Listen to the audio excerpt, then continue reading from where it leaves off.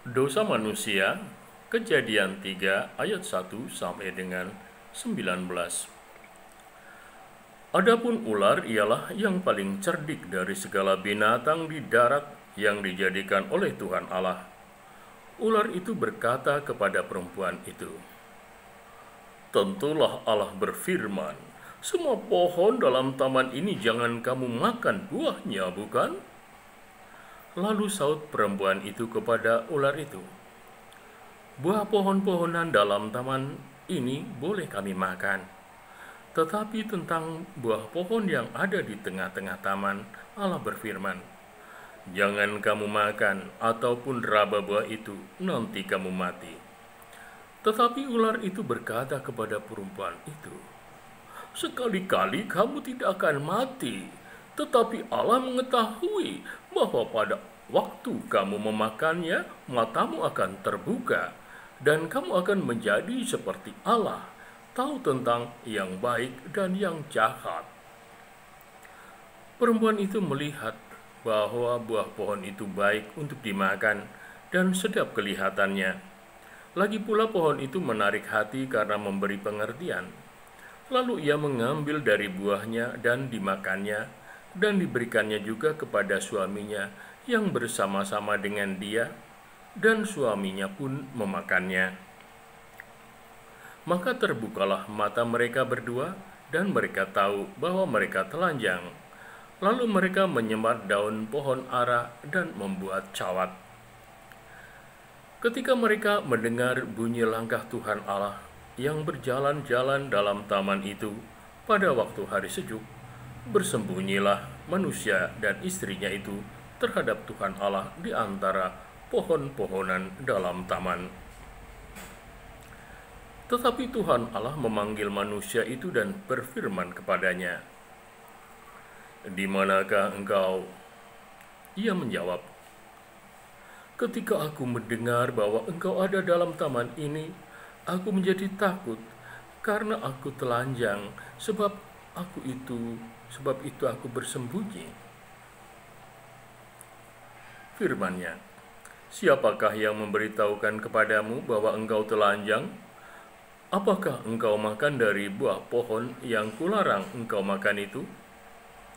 Manusia itu menjawab, "Perempuan yang kau tempatkan di sisiku, dialah yang memberi dari buah pohon itu kepadaku, maka kumakan."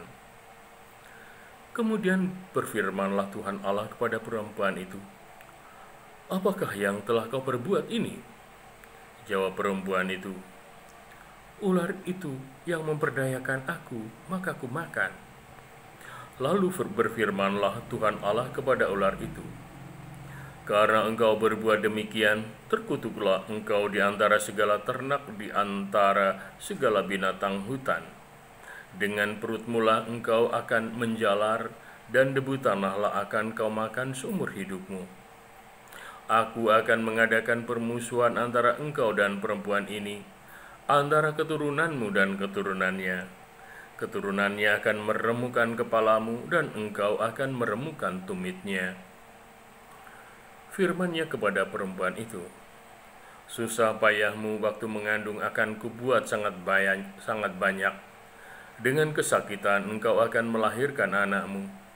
Namun engkau akan berahi kepada suamimu, dan ia akan berkuasa atasmu." Lalu firman-Nya kepada manusia itu, "Karena engkau mendengarkan perkataan istrimu dan memakan dari buah pohon yang telah kuperintahkan kepadamu, jangan makan daripadanya, maka terkutuklah tanah karena engkau. Dengan bersusah payah engkau akan mencari rezekimu dari tanah seumur hidupmu. Semak duri dan rumput duri yang akan dihasilkannya bagimu, dan tumbuh-tumbuhan di padang akan menjadi makananmu. Dengan berpeluh engkau akan mencari makananmu, sampai engkau kembali lagi menjadi tanah, karena dari situlah engkau diambil, sebab engkau debu, dan engkau akan kembali menjadi debu." Dalam kitab Kejadian 3, 1-19 ada semacam drama dengan pelaku, ular sebagai iblis, Hawa, Adam, dan Halah. Manusia pertama, buah cinta Allah, Adam dan Hawa, ditempatkan di Taman Eden atau Firdaus. Allah memberikan aturan bahwa semua buah yang ada di Taman Eden boleh dimakan, kecuali buah yang ada di tengah taman. Pasti buah itu beda dan unik karena hanya ada di tengah taman. Melihat penampilannya, buah itu pasti enak untuk dinikmati. Namun demikian, Adam dan Hawa sangat patuh pada perintah Allah. Hanya saja ular cerdik, penyamaran iblis, memberitahukan bahwa Allah sebenarnya curang. Sebab kalau makan buah itu, Adam dan Hawa tidak akan mati, melainkan semakin terbuka pikirannya untuk mengenal hal yang baik dan yang buruk. Pasti Hawa yang mendengar langsung dari si ular makin penasaran. Dipetiklah satu buah dan dimakan bersama dengan suaminya.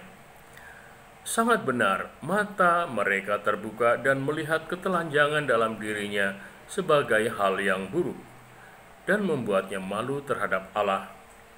Ketika Allah datang ke Taman Eden, Adam dan Hawa ada dalam persembunyian karena malu. Allah menciptakan manusia karena kasih dan berharap agar manusia bahagia dalam relasi yang baik. Mereka bisa saling mengasihi dan juga mengasihi Allah sebagai keluarga Allah. Hendaknya pria dan wanita itu saling mengasihi sebagai suami istri dan mengasihi anak-anak mereka. Dosa akibat rusaknya ketaatan kepada Allah membuat hubungan dengan Allah dan sesama juga rusak. Antar sesama manusia cenderung saling menyalahkan. Akibat dosa, alam pun menjadi tidak ramah. Harus ada kerja keras untuk mengolah tanah dan mendapatkan hasil daripadanya.